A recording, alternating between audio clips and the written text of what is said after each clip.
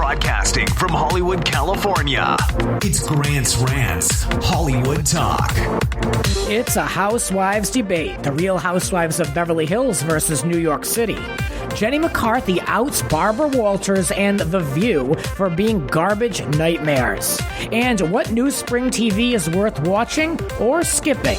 That and more with Ben Mandleker rejoining the Rants now.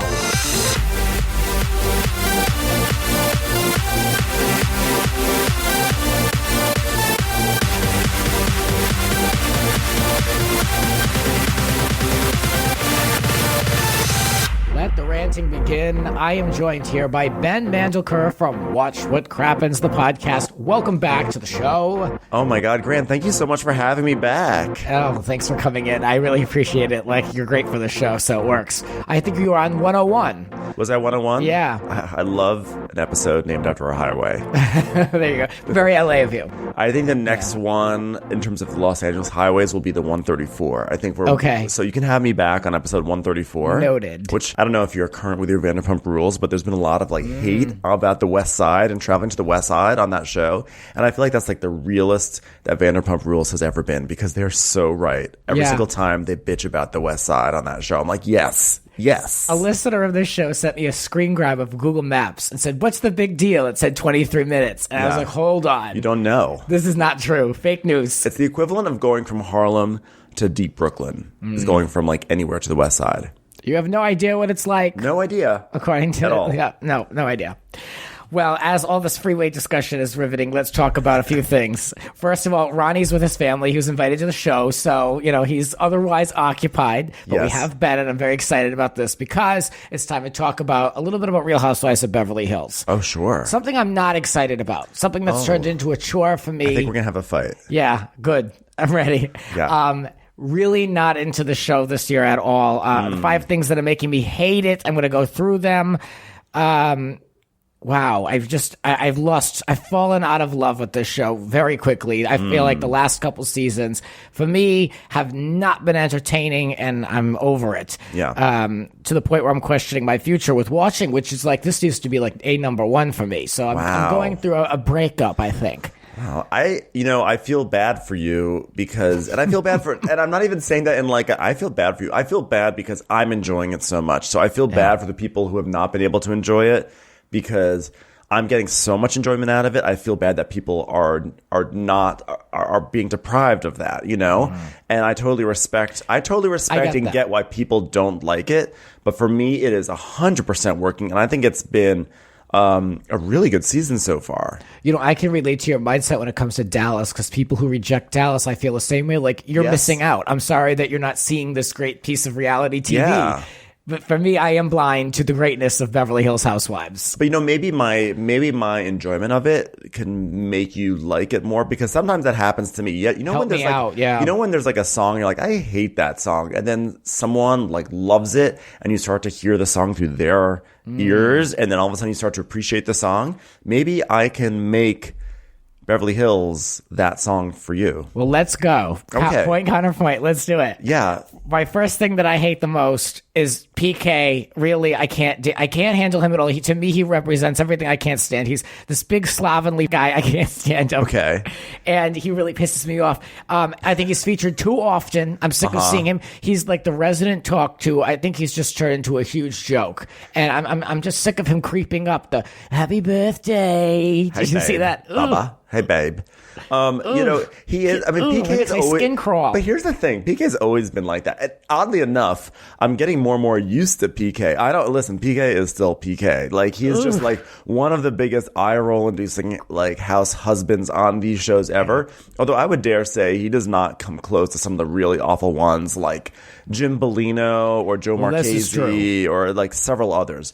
But I think what I think is funny about him is that he's PK. But he's hilariously PK. He's just ugh. Every time he's on, you're just oh, here comes PK. In a way that he's cringy, but he's sort of I don't. It's not that I enjoy the cringiness, but I think there's some camp value to it in a sense. So you kind of view him as a joke too. Yeah. Whereas some others are just like, oh, this person's just like, why is this person's actively wasting my time? Like, there's no entertainment value. Right. There is some entertainment value. I mean, the debt alone. I always love a good debt storyline, so I'm into that. But you know what though? But I will not really push back on this point for you. I think this is a totally valid point. The PK thing. I'm surprised it's your number one issue. Well, of the season. I mean, these aren't really by any priority. Yeah, it's not like the most important at the top. This is just me. Yeah, just thinking top of mind. Yeah. I mean, obviously, the second thing is this ongoing Puppygate storyline. I'm tired of the main thing here is just all the off-screen stuff that continues to happen on Beverly Hills Housewives over the seasons that we have to buy into. Yeah. That I reject that. There's too much other good TV to watch that I can see play out than having to be told what happened and having to read people's personal text messages. That to me is not a storyline. It pisses me off. You know, I think that's actually a totally fair point. It doesn't bother me, but I see what you're saying. It's really annoying when major stuff happens off screen and we have to figure it out. However, you could argue that the upside is that we get to play detective. Like it's sort of like truly a court of public opinion where we're being told this is what happened. I mean, if you're a juror, let's say in a court case, which I almost was because I just got through jury duty, but I survived. Ooh. But if you are, you know, you're being presented with stuff. You know, sometimes you have the hard evidence.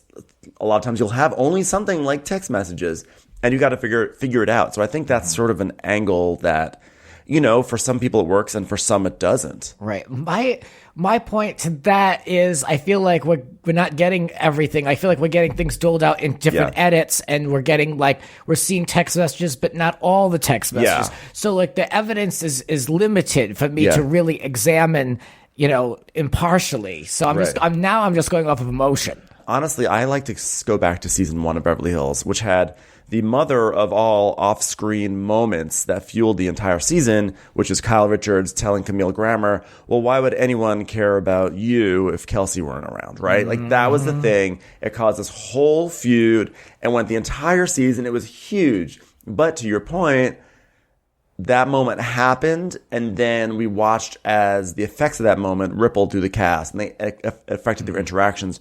Whereas here, it's like that's happening, but there's still a lot of discussion over, well, there was this text message. I sent this text message, but you called this person. You called. There's like, it wasn't just like one comment that then caused like a war. It's like multiple phone calls and text messages and interactions. Yeah. That it's a lot that's off camera. That Kyle comment about Camille, again, off camera. We just got that at that New York dinner. It came up. Yeah. I heard blah, blah, blah. Again, I mean, I don't know what it is with the show. But I would say that's my problem with the show. There's my number one, I guess. Next thing that's a huge turnoff for me is Lisa Vanderpump. I'm not a Teddy fan, but they're giving her an opportunity to slander Teddy any moment they can with this. What did they say over here? The avoidability coach, and she's gotten a couple in. And now I know they've gone against Lisa, but I think this is long awaited. I've never been a Lisa Vanderpump fan. Maybe season 1. So I know that you are Team Lisa for this one. I'm team mostly Lisa on this one. I mean, I think it's like a complicated situation. See, here's the thing. I think Lisa Vanderpump is way beyond her prime, sadly. You know, season 1, 2, 3, Lisa, she was just great. I think that actually, I have a theory that ever since Vanderpump Rules, she has morphed into sort of like a matronly fuddy-duddy type who is still trying to be like that casual carefree. But like once that Vanderpump Rules created that persona for her, it like has just carried over through everything.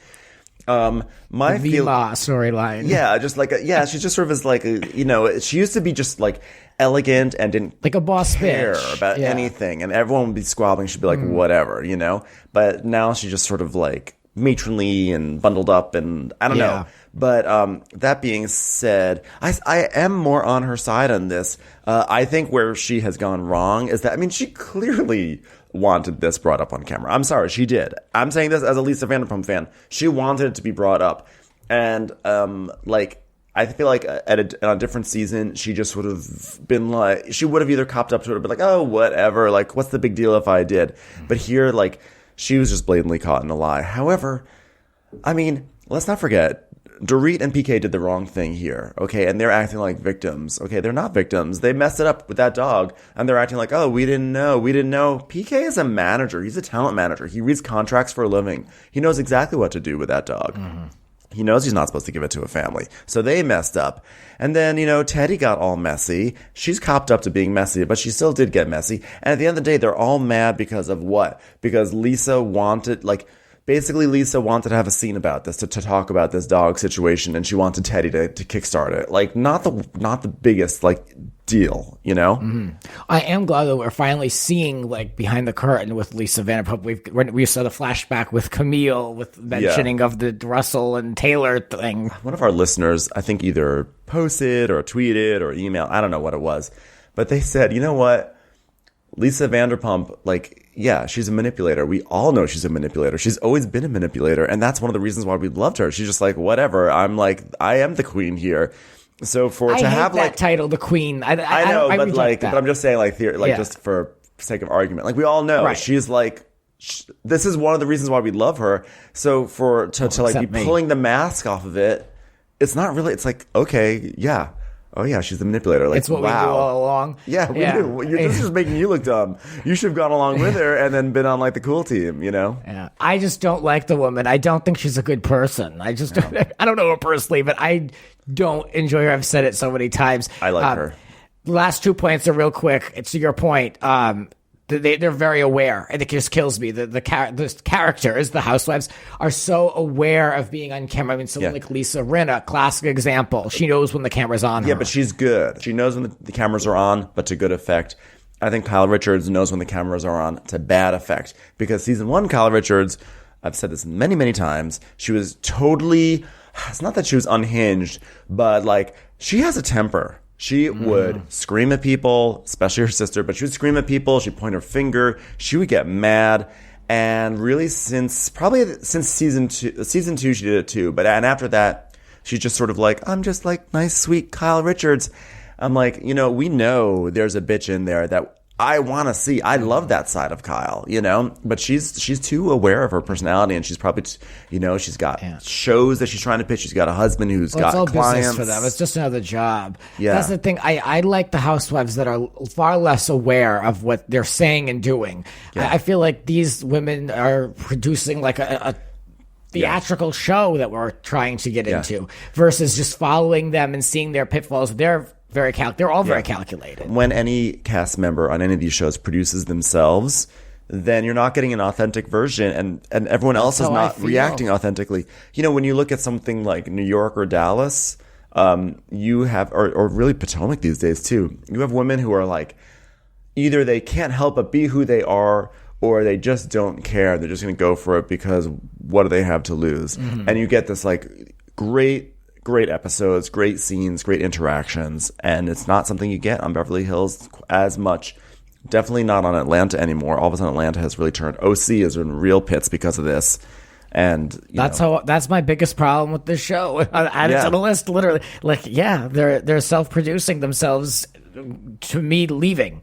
Last thing I will say quickly, Mauricio, I don't understand why people believe he's so hot. I don't get it. I don't see it. Well, so I think he was attractive in the beginning. He was so he was attractive. He was super, super hot, and then he's sort of I feel what am I missing? He sort of lost it. But then I went to I actually went to the Beverly Hills premiere this year for this season, and Mauricio was there, and he looked amazing. And I was like, okay, I get it. Mauricio's back on being super hot again. It's just.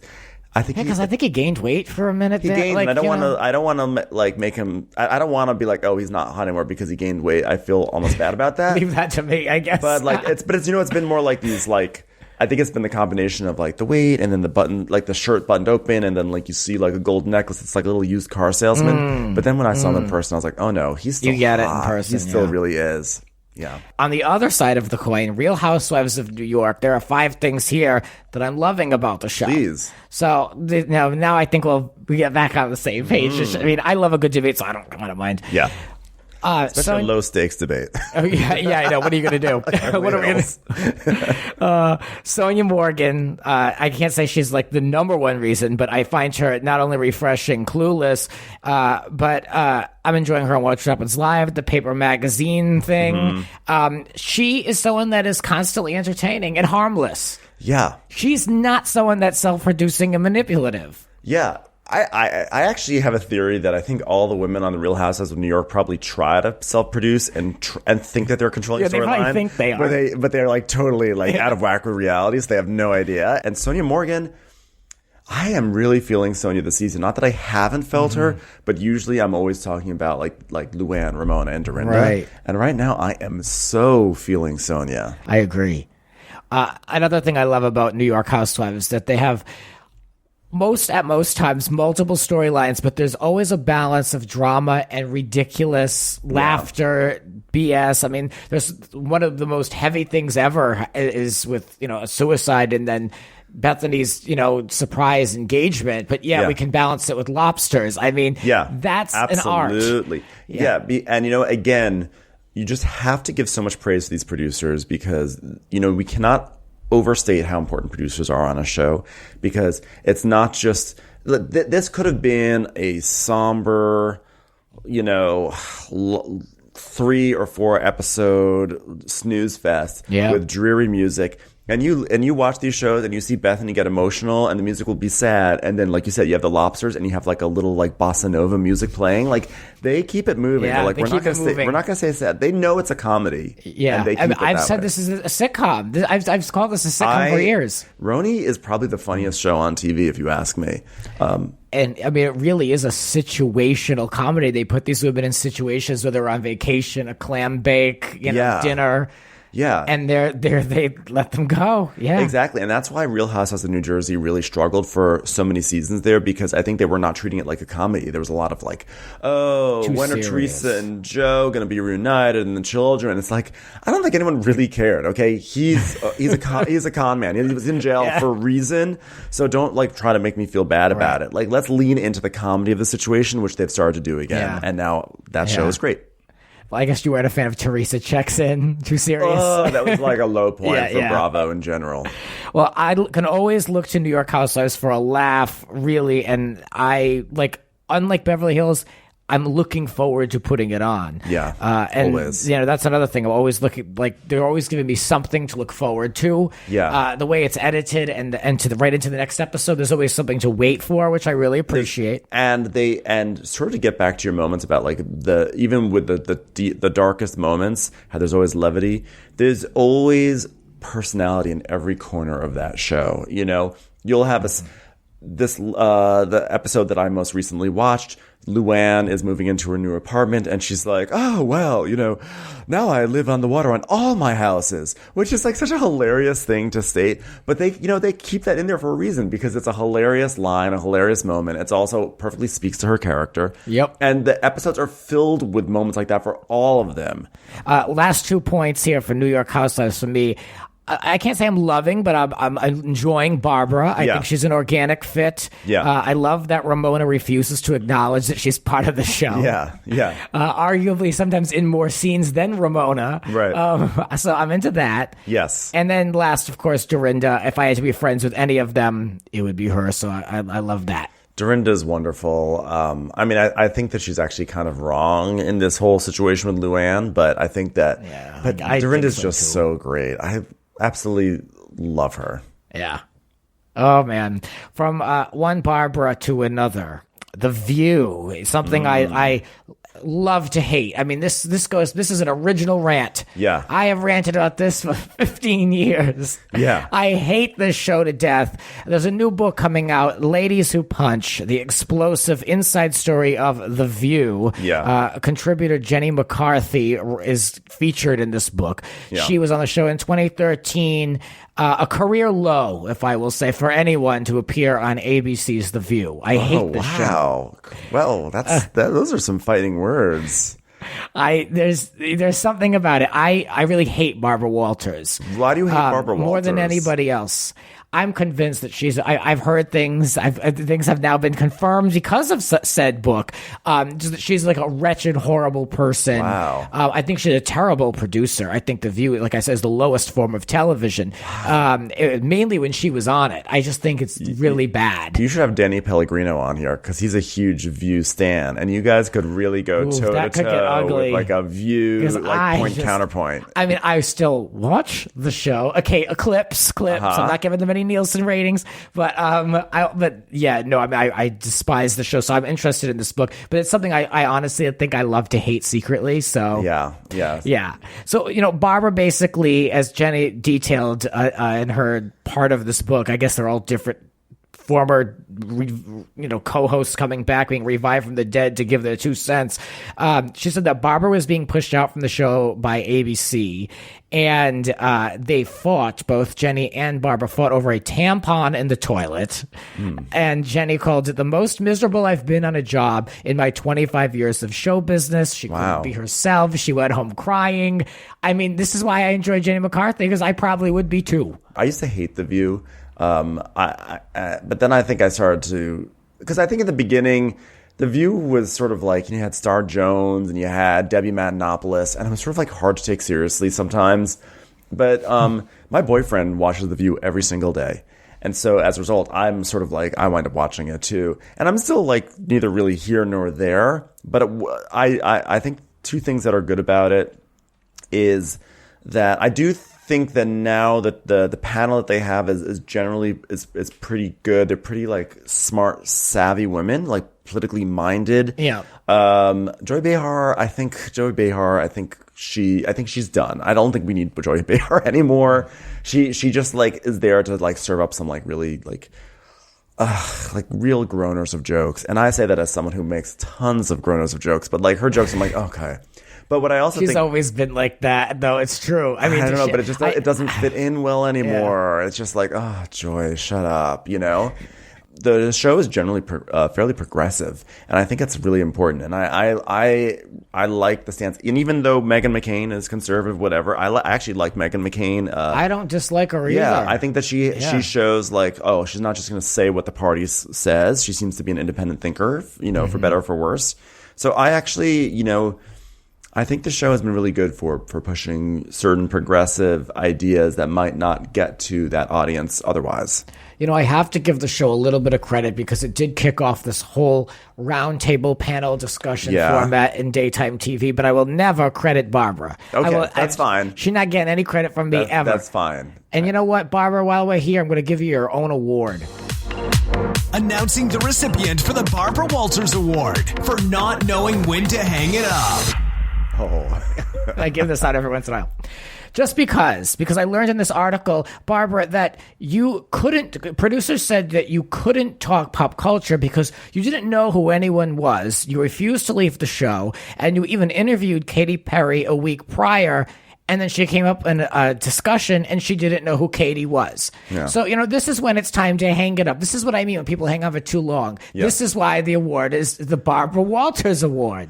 But it's not for journalism. But here's the thing, though. She did hang it up. She's retired now. Well, now, but she waited too damn long. Oh, okay. She waited it's retroactive. It's exactly. Retroactive. It still lives. It's still relevant today, okay? That's fine. And even focus groups. Jenny McCarthy said focus groups hated Barbara. And I wonder if they polled me because I never liked her.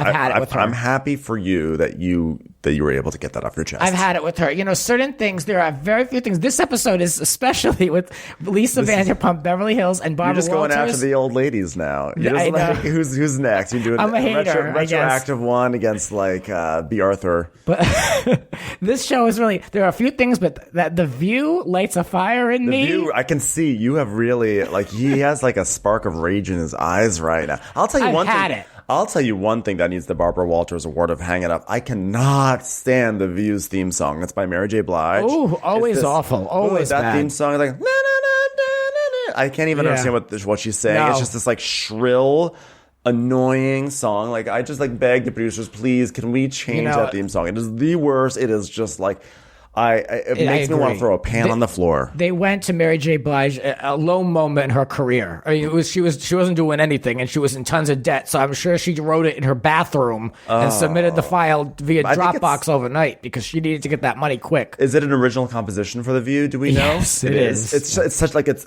awful, and that makes it worse that it's original composition, which means they're going to use it forever. You know, if they had licensed it, that means they'd be like, okay, let's change it up. But they're like, oh, Mary J. Blige wrote this for us, which means we're going to be stuck with that awful song. There's a music video on YouTube if anyone wants to see it. Anyway, when we come back, we're going to be talking more with Ben. We're going to go through some spring TV, kind of give you some thoughts on perhaps what's good and what we think we should avoid coming up. That and more in a moment. And if you're new to the show, let me know what you think. I'm on the socials, of course, but check out a few shows. Stick around. Let me know what you think. We'll be back in a moment. Now this. You're listening to Grant's Rants. Subscribe and spread the word. There are a lot more rants to come. Listen anytime on all major podcasting platforms. And now, back to the show. And we're back on the Rants with Ben Mandleker. Welcome back. Hi. Hello. Hi. We haven't gone anywhere. I know, I'm still in the same place. We're still here. And I was talking a lot about reality TV, and I realized in prepping for the show, I'm not watching anything scripted. I'm watching Judge Judy, a lot of Judge Judy. Okay. And then Bravo, and catching up on Lohan Beach House or Beach Club. But I need to find a scripted show, so I did a little work. I went over to TV Guide. They have an article. It's called How to Survive April's Incredibly Overwhelming TV Schedule. And it listed a bunch of stuff. All these shows are coming out in April, so you can prepare yourself from now. And I picked one that I like and one that I would definitely not watch. Okay. How about you? I looked at it too, and I picked one that I like, and I think pretty much all the rest of them were ones I definitely wouldn't watch. Yeah, same. One. But, actually, no, there's one that I would like aspire to watch. Okay. You know, I find that these days, it's hard for me to sit down and watch a show. You know, part of it is that, you know, we have, with Watch for Crappens, we have a very rigorous recording schedule. You know, we put out 5 episodes a week. We're watching all these Bravo shows for our content. And on top of that, we've been touring a lot. And I'm not saying this to plug our tours, but like we're traveling a lot. Yeah. It's not an excuse because I know RHONY watches a lot of these shows. So he likes to spend, when we're not podcasting, he likes to turn his brain off by watching these shows. And I like to turn my brain off by playing board games. That's like my way. So like when I'm not podcasting or playing board games, there's usually not a lot of time left over then to dive into another show. So a lot of times I'm sampling shows. But that being said, there is one show on here that I would like to try to watch, which is Killing Eve. Okay, which is coming back for second season. People love that show. So I definitely want to check that one out. Yeah, Killing Eve. That is coming back on Sunday, April 7th at 8 o'clock. What is that on? I think it's on BBC America. Yeah. Interesting. Yeah, I know that was up for a lot. Sandra Oh's been everywhere lately, so it must be good. It has a lot of critical acclaim. Yeah, people really like it. Especially my parents. If for no other reason, just to make my parents happy, to watch Killing Eve, and we can talk about it at Passover. It looks like a highbrow show. So, yeah, you know, Sandra there's Oh. something to balance it all out. For me, I'm going to look at Fosse Verdon. It comes out Tuesday, April 9th on FX. Yeah, I will probably also be. I'm curious about that one too because my boyfriend is a choreographer, so I know that this will be in his wheelhouse. Oh, I'll for probably sure. watch, much like The View. I'll probably watch that over his shoulder. Yeah. I'm going to check it out because this gives me Feud vibes from FX. Okay. And I loved that. I did not see it, actually. I'm interested. Sam Rockwell, Michelle Williams, two, really big names for television, are going to be playing Bob and Gwen. And it covers 5 decades, their relationship and creative partnership. I'm interested. Yeah. I'm curious, so I'll definitely look at it. I feel like maybe I'll like take in another screening of All That Jazz, which I remember watching in college in my film studies class, which is sort of like a what do you call that again when it's like it's not an official autobiography but it kind of is. Is that a Ramona Clef? No, that's not it. But basically Bob Fosse directed that movie and it's basically his life but fictionalized. Yeah. So I remember hearing about that. I was on this huge Chicago kick, and I learned that Chicago kind of came from, it was influenced by all that jazz, blah, blah, blah. I'm going to wear a black So I went turtleneck. back. I'm very excited for it. Okay, good. So you're in. Now, what about something that you're not interested in? I mean, there was a lot on this list. I know. Well, really like all the stuff on the CW. It's not that I'm anti-CW, but like it's just all like superhero stuff. I agree. I'm very anti comic book superhero, and I'll tell you why. They've just taken over, and I think there's been like a lack of creativity behind it. I make exceptions. Like I made exceptions for Wonder Woman and Black Panther because I want to support the representation. I think I'm going to watch Shazam because my friend actually wrote that, and I want to support him. There you go. Which is really awesome Yeah. that he got this like That's great. high profile thing. Yeah, and it's like everywhere. It's being advertised everywhere. But So, actually, wait, yeah. but that has nothing to do with why I'm not watching these shows. I just realized I'm just gonna like top brag about my friend. No, the reason why is because this all happened when I saw the second Avengers movie, and I was like, this movie was garbage. It was so generic. It had a total lack of creativity. It was like blockbuster by numbers, and I just felt like I realized that all the Marvel movies I had seen up to that point were all like that, and pretty much all the superhero things. They just sort of they were perfectly fine, past the time. I was like, why am I throwing my money at this when like I should be throwing my money at like real, like I want to support entertainment that is really great, and I don't know if I want to support this big machine that's churning out generic stuff. It's a huge turnoff for me. Huge. I'm not interested in any of the CW supernatural shows either. It's just not my thing. It's just I'm never going to be into it, and I don't know the backstory of all these comic book characters. It's too late for me to get into any of it. Yeah, so it's just not my thing. Give us a Gossip Girl again. Give us something like. Actually, you know what? I would like to watch Riverdale. I've never seen Riverdale. I hear tried that's great. with Riverdale. It was okay. It was all right. It just didn't hold my interest. But I get it. I get why people are crazy about it. Yeah, I am very excited for Game of Thrones to come back for its final season. I'm a late adopter to Game of Thrones. I sat down in September and binged the whole series, so I'm caught up, and I'm excited to watch Game of Thrones with the rest of America for the first time. There you go. You're synced up. There's one show on here that I will absolutely not be watching. It's on Freeform. It's called The Bold Type, and it's in its third season, and I worked at a TV distribution office. I remember everybody was so excited about it and so into it, and I was the only one that was like, what is this awful show? But I couldn't say anything. Yeah. This was like, their gold standard. So I just always just never got it. Yeah. And so now that's on to season 3, I just think it's a very unrealistic, one of those really feel-good type shows of women in the workplace that is not true. It's not an accurate depiction. It's not based on reality, and I'm not watching it. Okay. I support you. So everything else on this list is about witches, vampires, death, or crime fighting. Yeah. Supernatural. I'm not interested. I don't want that. No. I don't want any of it. There's like a list of 13 shows. Surely I'll be busy to watch half of them. No. Yeah. No. Yeah. I think there's a lot of groupthink when it comes to TV development. Like I have a real issue. I come from a comedy background, which, I came out to LA to be a comedy writer. And for me, I have issues with comedy on TV right now. And by TV, I extend that to all like the streaming platforms. I feel like a lot of the comedy it's sort of like hails from like the Judd Apatow model, which is totally fine, but it's like all we're getting, which is just like this very intense, grounded in reality. So you'll comedy. You'll have things that are like funny, but then you have to sit through like lots of melancholy and like.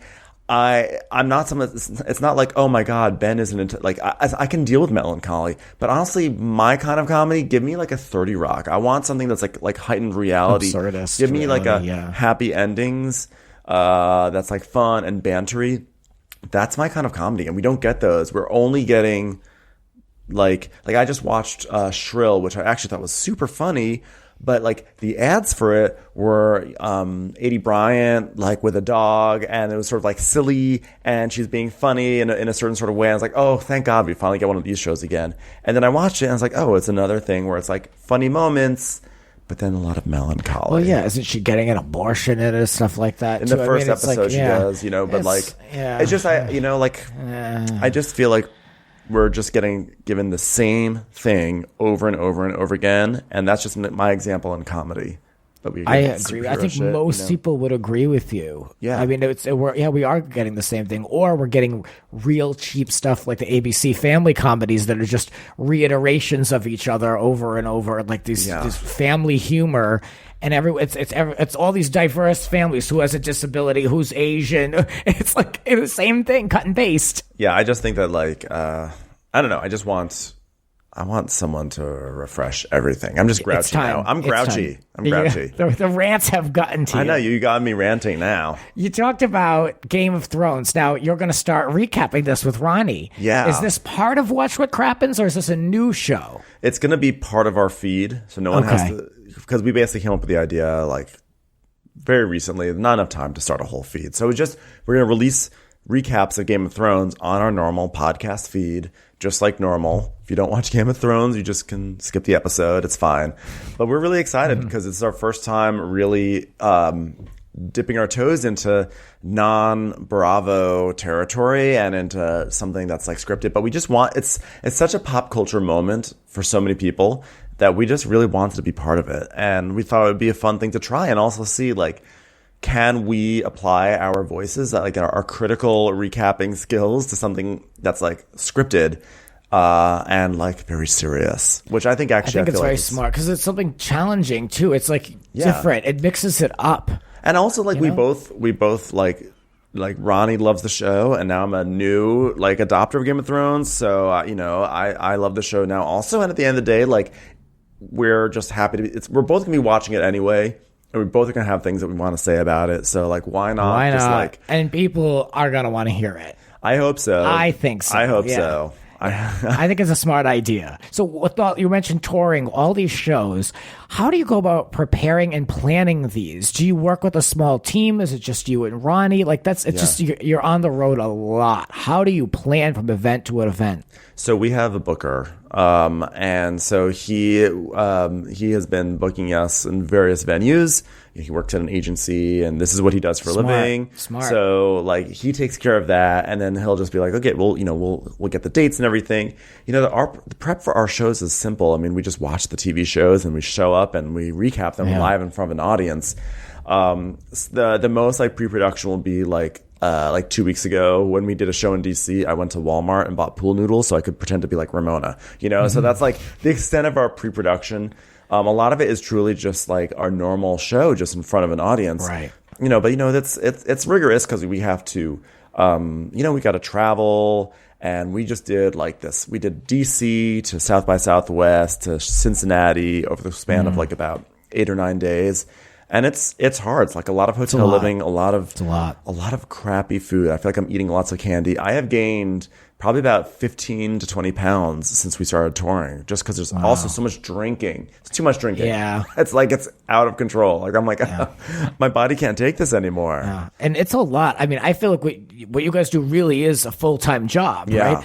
And then with this show for myself, I feel like this is a part-time job for me, but still a full, like whatever the maximum is for a part-time, it's a lot on top of the full-time job that I do producing these. I mean, it's a lot, especially to try to prevent burnout from all this, and even watching shows that you might not watch if you weren't doing the podcast. Yeah. It's kind of a lot, I feel like, to a big commitment. Do you feel like it's a commitment in a job, or is it kind of half and half? It's weird. I generally love doing it all the time. There's sometimes like right now, for instance, like Atlanta, Real Housewives of Atlanta is doing nothing for me, and I'm like, I don't want to watch this right now, And that's fair. Sometimes that's beyond fair. It's like that's when it feels like a job. Or sometimes I just want to watch the show without taking notes. Like, because RHONY and I take lots of notes. And the note-taking process, it requires a lot of pausing, going back. 'Cause I'm very meticulous and anal. I hate misquoting things. I hate saying things that are out of order. It shows when I listen. Thank you. The beat. It's really important to me, mainly also because if I don't, I got something wrong the other day, and it's just like emails upon emails upon emails. So sometimes it's like I gotta do this, otherwise I'm just gonna be dealing with this clutter in my life. But it's also just like the perfectionist in me, and so then it means like watching a show is not. I can't It takes a long time, and sometimes I just want to watch a show. Sometimes I just want to sit there and soak it in, and then just enjoy it as a fan. So that's when it's hard. But other than that, it's pretty easy. It's only also hard, like, sometimes after our live shows, I'm like mentally exhausted, and I just want to like go home and go to sleep. And then we often do like after party, and so sometimes like digging deep to get like energy to like be like a social person, that's really hard. Yeah. Oh, I get that. Yeah. You watch a lot of Bravo, obviously. What do you believe right now is the weakest and the strongest on their slate? In terms, I think right now, actually Atlanta is the weakest thing that's on Bravo right now, which is shocking because it's one of the highest rated, and it's just like they have great personalities, but I think that they've lost that. I mean, I'm not gonna. Orange County is also in a bad place, but it's off the air at the moment, so I'm not going to include it in terms of what's currently on. There's that. They've got some other shows that I don't really watch, so I'm not going to comment on those. Like I don't really watch $1 Million Listing or whatever. But I think actually Bravo's in a really strong place. They're turning out good content. I mean, they have actually a huge amount of content right now. They got Project Runway. They got Marriage to Medicine in Los Angeles, which is pretty good. 5 nights a week of originals. That's a lot for a cable network. Yeah, they have a lot of stuff. People are down on Vanderpump Rules, but I think that's because it's the Vanderpump Rules standard. You know, this season's like not an amazing season, but it's perfectly fine and watchable. It's like fine. It's fine, but it's not like the show's not dead. It's still deeply entertaining. I kind of feel the same. I don't watch everything. I don't watch Mexican Dynasties. I'm really not interested in Project Runway. So for me to objectively give like this is the best and this is the worst, I really don't know. But from my perspective, I think New York is probably the strongest. Yeah. And to balance out the show, I think BH is the weakest. Yeah, I think New York is like unquestionably the strongest thing that they have going on there. Mexican Dynasties, I'm behind on it, but it's really good actually. But it's just not something for us to recap because it's more of a comedy, but a really very, very likable characters. Project Runway is interesting. You know, Bravo brought it back, and they sort of it feels more like a reality show now than it felt before. It felt like you were watching professionals working in a competition, and now it feels a little bit more like a reality show. They sort of like changed the look of it a little bit, and I kind of wish they hadn't done that. But at its core, it's still Project Runway and still, you know, super fun. Well, all right. Well, thanks for the chat. This is an interesting combo. I think you're perfect for this show because we talk a lot about all the same stuff. So, well, fabulous. I'm glad I aligned with your show's needs. So where can people support your show? Where can people find tickets to upcoming shows? What's going on? Oh, well, I always have so much to shill. The show's Watch What Crappens. It's wherever you listen to podcasts, Apple Podcasts, Stitcher, Spotify, wherever, we're there. So subscribe. If you subscribe, that way it will just show up in your magic. By magic. You don't have to do anything. If you go to watchwhatcrappens.com, we have links to all the places where we're selling tickets. Our next 2 shows are going to be Portland and Phoenix the same weekend. So we really hope we're going to try to sell those out. But we're going to a whole bunch of other cities, and we have a bunch that we're about to announce. So watchwhatcrappens.com for that. And then on a personal level, I actually started an online cartoon called The Real Housewives of Kitchen Island. And that's on YouTube, and it would really help me a lot since it's brand new. If you could subscribe, we have like 1,000. I'm saying we, it's just me, but it's 1,000 subscribers, which is awesome. But like every subscriber really helps because you know, for various reasons that I won't get into. But like even if you don't even want to watch it, just tap the subscribe thing and move on with your life. Yeah, every little bit of support. I mean, I say it with the show all the time, like. It just helps, you know. It helps. Like we appreciate the following and the support more than anything. It's so flattering. Yeah, it's like that's the thing. Like it takes people like all of like 4 seconds to hit subscribe on any of these platforms, and they can move on with their lives. But what they don't realize is that like those 4 seconds help creators like us 100% so much. Like whether it's Good point. Your podcast, my podcast. My cartoon thing, Ronnie's side podcast, which is about The Bachelor, Rose Pricks. It really, really helps, and it's like such little effort on everyone else's part. And I'm not trying to guilt it. I'm just saying, like, that's so true. People sometimes don't realize how much, like, just taking those 5 seconds out of their time and it's free. So, amen. Well, on that note, if you're new to this show, you know what to do now. So everyone subscribe to Grant's Rants. If you're listening to this, hey, if you're a Watch What Crappens listener who came over here because I plugged this show, be sure to subscribe to Grant's Rants. Don't listen to just this episode. That's very kind of you. Thank you. You're welcome. All right. Well, we'll be back as always with more rants. I love you for listening. Ben, I love you for being here. Oh, thanks, Grant. And we'll be back with more rants. This has been Grant's Rants. Support the rants on Patreon at patreon.com/Grant's Rants. Follow Grant on Twitter and Instagram at It's Grant's Rants. Cover art created by Howie RHONY. Voiceover by Aw Yeah! Original theme music by Alexander Arntzen. The Grant Michael Collection.